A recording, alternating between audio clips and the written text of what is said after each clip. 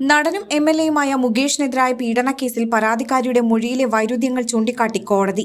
ലൈംഗിക ആരോപണത്തിന് നിർബന്ധിച്ചെന്ന ആരോപണം നിലനിൽക്കില്ലെന്നാണ് കോടതി വ്യക്തമാക്കുന്നത്. 2022 1 ലക്ഷം രൂപ ആവശ്യപ്പെട്ട മുകേഷിന് പരാതിക്കാരി അയച്ച വാട്സാപ്പ് സന്ദേശവും കോടതി ചൂണ്ടിക്കാട്ടി. ഇതിനു പുറമെ കഴിഞ്ഞ പുതുവത്സര ദിനത്തിൽ നടി മുകേഷിന് അയച്ച ആശംസാ സന്ദേശവും ചോദ്യമാവുകയാണ്. പരാതിക്കാരിയുടെ മൊഴിയിൽ നിരവധി വൈരുദ്ധ്യങ്ങളുണ്ട് എന്നാണ് കോടതി വ്യക്തമാക്കിയിരിക്കുന്നത്. നടിയുടെ ആദ്യത്തെയും രണ്ടാമത്തെയും മൊഴികളിൽ ബലാത്സംഗം നടന്നുവെന്ന് വെളിവാകുന്നില്ലെന്ന് കോടതി നിരീക്ഷിച്ചു. രണ്ടാമത്തെ മൊഴിയിൽ ഈ വൈരുദ്ധ്യത്തിന് കാരണം പറയാൻ അവർക്ക് സാധിച്ചിട്ടില്ല. കഴിഞ്ഞ മാസം 29-ാം തീയതിയാണ് പ്രിൻസിപ്പൽ സെഷൻസ് കോടതിയിൽ മുകേഷ് ജാമ്യ ഹർജി നൽകിയത്. അതിനുശേഷം 30-ാം തീയതി വീണ്ടും നടിയുടെ മൊഴിയെടുത്തിരുന്നു.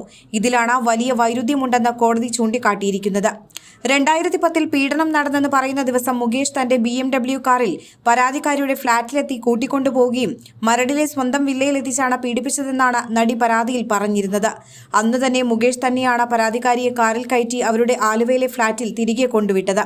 ഇതിലെവിടെയാണ് നിർബന്ധിത ലൈംഗിക പീഡനം എന്നതാണ് കോടതി ഉയർത്തിയ പ്രധാന ചോദ്യം.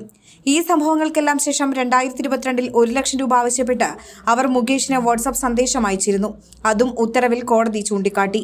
ഇതെല്ലാം ഈ കേസിൽ നടി ഉന്നയിച്ച ആരോപണങ്ങൾക്ക് തിരിച്ചടിയായി മാറുകയാണ്. പരാതിക്കാരിയായ നടി ഒരു നിയമബിരുദധാരിയാണെന്ന കാര്യം കോടതി ചൂണ്ടിക്കാട്ടി.